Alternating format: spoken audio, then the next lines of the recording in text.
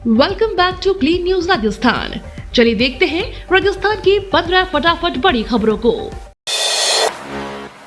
हिंदी हमारी पहचान, सीएम भजनलाल बोले, हिंदी को डिजिटल प्लेटफॉर्म पर व्यापक रूप से अपनाना होगा। राजस्थान के मुख्यमंत्री ने कहा कि हिंदी केवल एक भाषा नहीं बल्कि हमारी संस्कृति, संस्कार और पहचान से गहरे रूप से जुड़ी हुई है। यह संवाद का माध्यम ही नहीं बल्कि हमारी भावनाओं और परंपराओं का प्रतिबिंब भी है।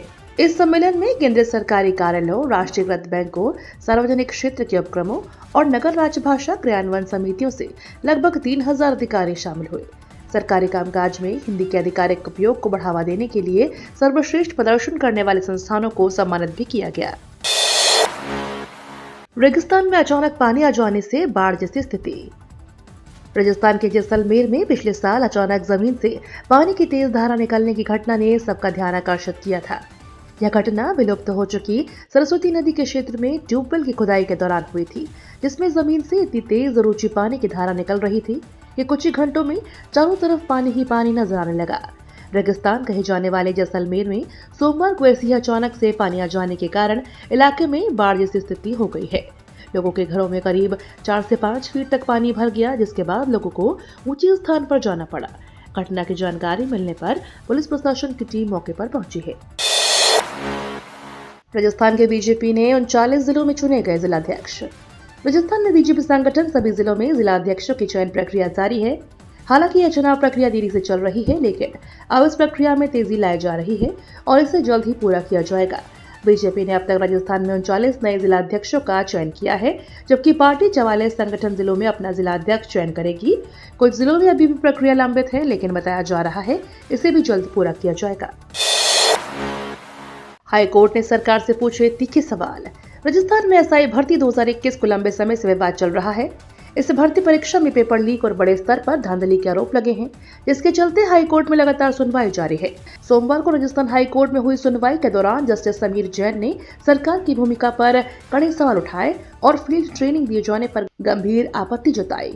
हाई कोर्ट में सरकार की ओर से पैरवी कर रहे अतिरिक्त महाधिवक्ता विज्ञान शाह ने कहा कि हमने कभी भी नहीं कहा कि भर्ती रद्द नहीं करेंगे, लेकिन जो भी निर्णय होगा वह कानूनी रूप से सही होना चाहिए। कोटा गैस लीक मामला, सरकार ने दिए विशेष जांच के आदेश। गाड़ेपान के सरकारी स्कूल में 15 फरवरी को बच्चों की तबीयत बिगड़ने के मामले में लोकसभा स्पीकर ओम बिरला ने सोमवार को जेके लेन अस्पताल पहुंचकर पीड़ित बच्चों से मुलाकात की। इस दौरान ऊर्जा मंत्री हीरालाल नागर भी उनके साथ मौजूद रहे। बिरला ने कहा कि सरकार ने इस मामले की विशेष जांच के आदेश दिए हैं और सभी संबंधित विभागों से विस्तृत रिपोर्ट मांगी गई है। लोकसभा स्पीकर ओम बिरला ने कहा कि सभी विभागों को विस्तृत जांच करने और सरकार को रिपोर्ट भेजने के निर्देश दिए गए हैं। जयपुर में किसानों को फेंकना पड़ रहा है टमाटर, गोभी और मटर। राजस्थान की राजधानी जयपुर में सब्जियों के दाम बेतहाशा गिर रहे हैं। इससे किसानों के लिए काफी समस्या खड़ी हो गई है। किसानों ने खेतों में महंगी सब्जियां लगाई, जो उस वक्त 80 से 100 रुपए किलो बिक रहे थे, लेकिन अब इन सब्जियों के दाम 10 गुना नीचे पहुंच गए हैं। ऐसे में किसानों को अब सब्जियां फेंकनी पड़ रही हैं, क्योंकि उन्हें सब्जियों की तय कीमत नहीं मिल पा रही, यहाँ तक की लागत भी नहीं निकल पा रही। स्कूली छात्राओं को मोबाइल देते, होटल बुला रेप करते, वीडियो बनाकर करते ब्लैकमेल। राजस्थान के ब्यावर में स्कूल में पढ़ने वाली छात्राओं से पहले दोस्ती, फिर शारीरिक शोषण और ब्लैकमेल करके धर्म परिवर्तन करने का दबाव बनाने से जुड़ा चौंकाने वाला मामला सामने आया है। इस मामले की हिंदूवादी संगठनों ने कड़ी निंदा की है, जबकि स्थानीय विधायक वीरेंद्र सिंह कनावत ने पुलिस से मामले में निष्पक्ष और सख्त करने की मांग की है। फोन टैपिंग का मामला खत्म नहीं हुआ, जूली ने फिर से सरकार को दी चेतावनी। राजस्थान विधानसभा के बजट सत्र 2025 के दौरान फोन टैपिंग का मुद्दा गरमाया हुआ है। विपक्ष लगातार सरकार से इस मामले में स्पष्ट जवाब की मांग कर रहा है, जबकि सरकार बजट पेश होने के बाद चर्चा करने की बात कर रही है। इस मुद्दे पर जारी गतिरोध को खत्म करने के लिए विधानसभा अध्यक्ष वसुदेव देवनानी की अध्यक्षता में सर्वदलीय बैठक बुलाई गई, लेकिन कोई अंतिम समाधान नहीं निकल सका। नेता प्रतिपक्ष टीकाराम जूली ने कहा कि फोन टैपिंग के आरोप सरकार के ही एक मंत्री द्वारा लगाए गए हैं। ऐसे में सरकार को सदन में तुरंत इस पर स्पष्ट जवाब देना चाहिए। उन्होंने कहा कि यदि विधानसभा अध्यक्ष 20 फरवरी को इस पर जवाब देने की व्यवस्था करते हैं तो विपक्ष को कोई आपत्ति नहीं होगी, लेकिन जब तक ऐसा नहीं होता विरोध जारी रहेगा। आई खुशखबरी, सीईटी सीनियर सेकेंडरी का परिणाम घोषित।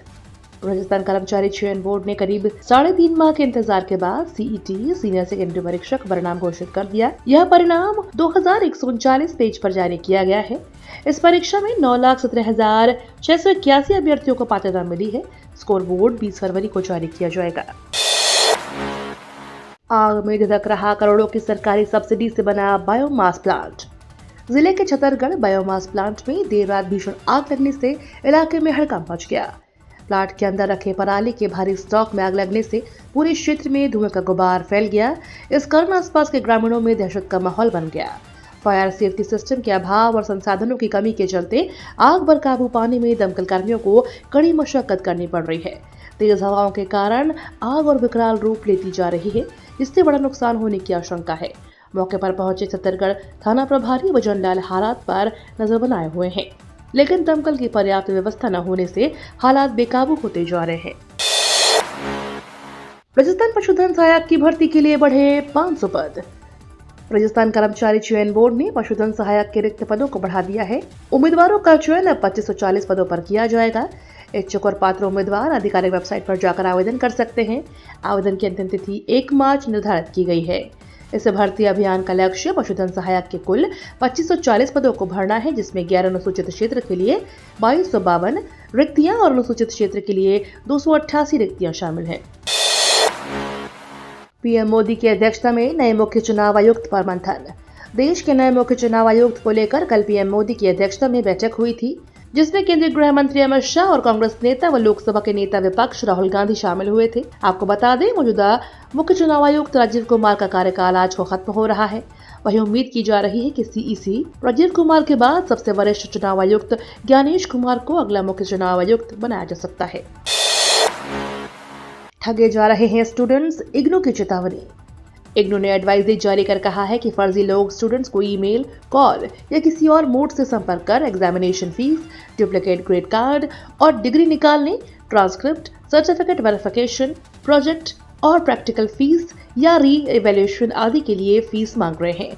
स्टूडेंट्स को सलाह दी गई है कि वे धोखे में आने से बचें। जो कोई भी इस तरह से उनके पैसे मांग रहा है, उसकी जानकारी पुलिस को दें। हनुमानगढ़ में अनजान वायरस इन्फ्लुएंजा बी निकला, अलर्ट जारी। हनुमानगढ़ जिला मुख्यालय और आसपास के क्षेत्रों में एक अनजान वायरस के संक्रमण से कुछ बच्चों की मौत हो चुकी है, जिसके बाद में पूरे प्रदेश में अलर्ट जारी कर दिया गया है। मामले को लेकर public health director doctor Ravi Prakash Sharma का कहना है कि हनुमानगढ़ जिले में इन्फ्लुएंजा बी के मामले सामने आए हैं। इसके बाद लगातार उस क्षेत्र में चिकित्सा विभाग नजर बनाए हुए है। सड़कों से नेशनल हाईवे तक जमा निराश्रित मवेशी हटेंगे, गौशालाओं में भेजे जाएंगे। सड़क दुर्घटनाओं पर अंकुश लगाने के लिए पशुपालन विभाग ने बड़ा कदम उठाया है। अब सड़कों से लेकर हाईवे तक वाहन चालकों के लिए नासूर बन चुके निराश्रित मवेशी अब सड़कों पर नजर नहीं आएंगे। पशुपालन विभाग ने प्रदेश के सभी जिला कलेक्टर को पत्र भेजकर राष्ट्रीय राजमार्गों, सार्वजनिक स्थलों और अन्य सड़कों पर खुले में विचरण कर रहे निराश्रित पशुधनों को सड़कों से हटाने का बीड़ा प्रदेश के 8 सरकारी विभागों को दिया है। यह स्वयंसेवी संगठन के साथ मिलकर अभियान चलाएंगे, जो निराश्रित पशुधन को सड़कों से हटाकर निकट की गौशालाओं में भेजेंगे। यही नहीं, उन्हें पालने के लिए सरकार आर्थिक मदद भी देगी। ये तो थी राजस्थान की बड़ी खबरें। रोजाना सबसे पहले अपडेट पाने के लिए क्लीन न्यूज राजस्थान को अभी सब्सक्राइब करें।